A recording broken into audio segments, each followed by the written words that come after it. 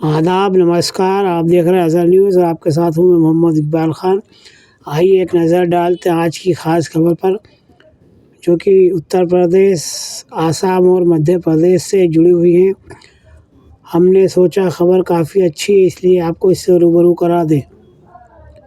पहली खबर जो कि उत्तर प्रदेश के सहारनपुर से आ रही है, जहाँ पर कल एक हिंदू सम्मेलन रखा गया था। इसमें भगवाधारियों ने इस्लाम को लेकर काफ़ी आपत्तिजनक बयान दिए हैं तथा कहा है कि सनातन धर्म का दुश्मन मुसलमान नहीं, इस्लाम है। इस्लामी सनातन धर्म का सबसे बड़ा दुश्मन है और जब बात मर्यादा की आ जाए तो फिर सनातनियों को, हिंदुओं को हथियार उठा लेना चाहिए।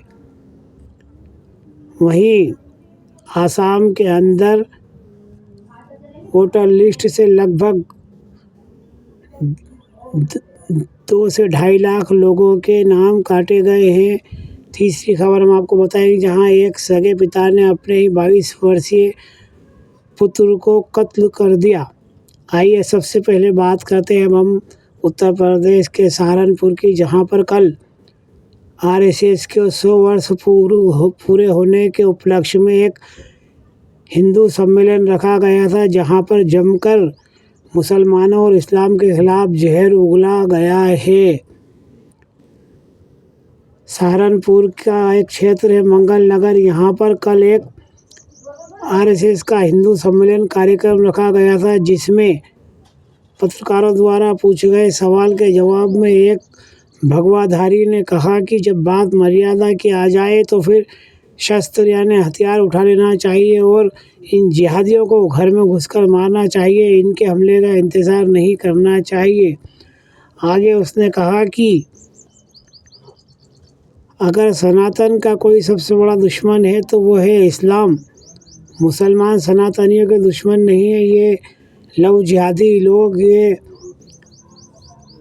घरों में घुसकर हिंदुओं को मारने वाले लोग, ये आतंकवादी लोग, ऐसे लोगों से निपटने की ज़रूरत है। ऐसे लोगों के खिलाफ हथियार उठाने की ज़रूरत है।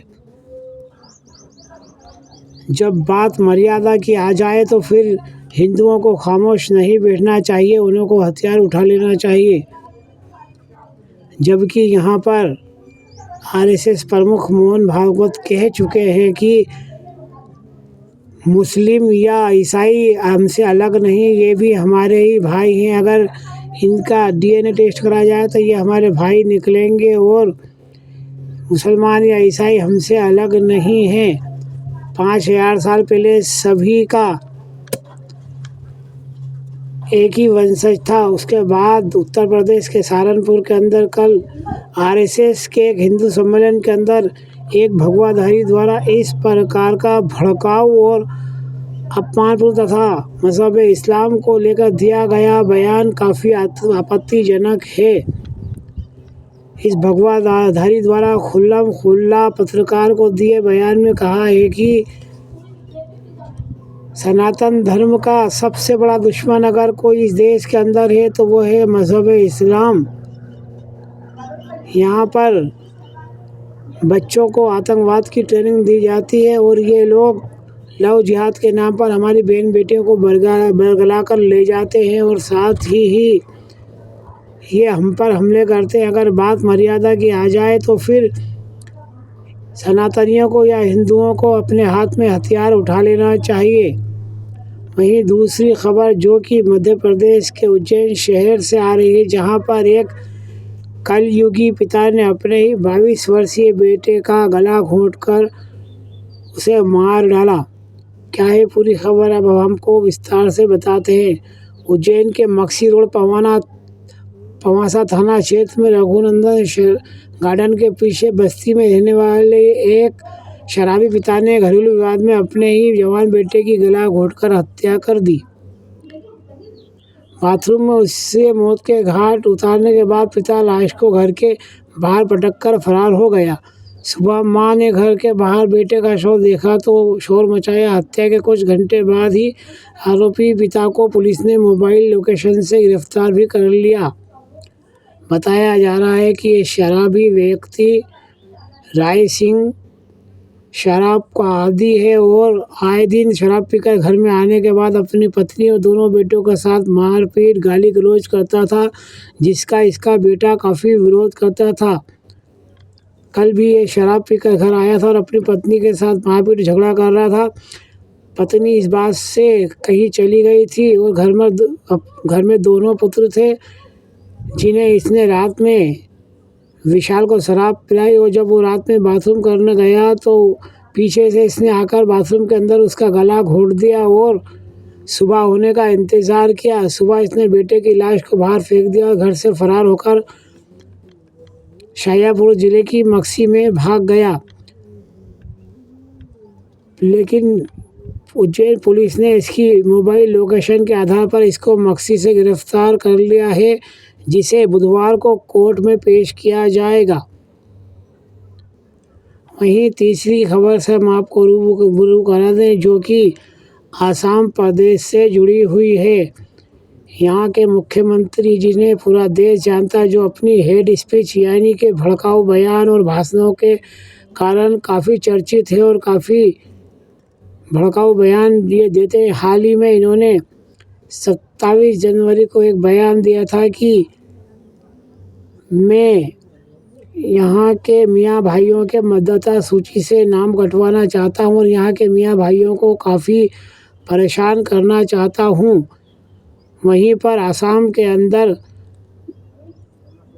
2,43,000 वोटों के नाम लगभग मतदाता सूची से काटे गए हैं, जो कि खुल्लम खुल्ला गैर संवैधानिक काम है। आइए क्या है पूरी खबर, अब हम आपको विस्तार से बताते हैं।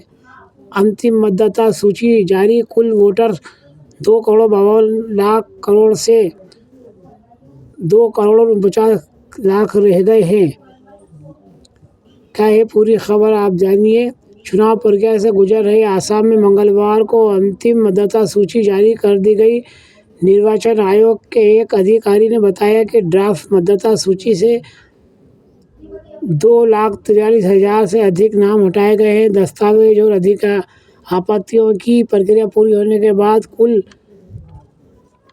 2,49,00,000 मतदाताओं के साथ अंतिम सूची प्रकाशित हो गई है, जो ड्राफ्ट सूची की तुलना में 0 से 97% कम ही दर्शाती है। ये जानकारी असम के मुख्य निर्वाचन अधिकारी कार्यालय की ओर से दी गई है। बता दें कि 27 जनवरी 2026 को सीएम हेमंत बिस्वा शर्मा ने कहा था, असम में इस साल के दौरान 4.5 लाख मियाँ वोटों के नाम मतदाता सूची से हटाए जाएंगे।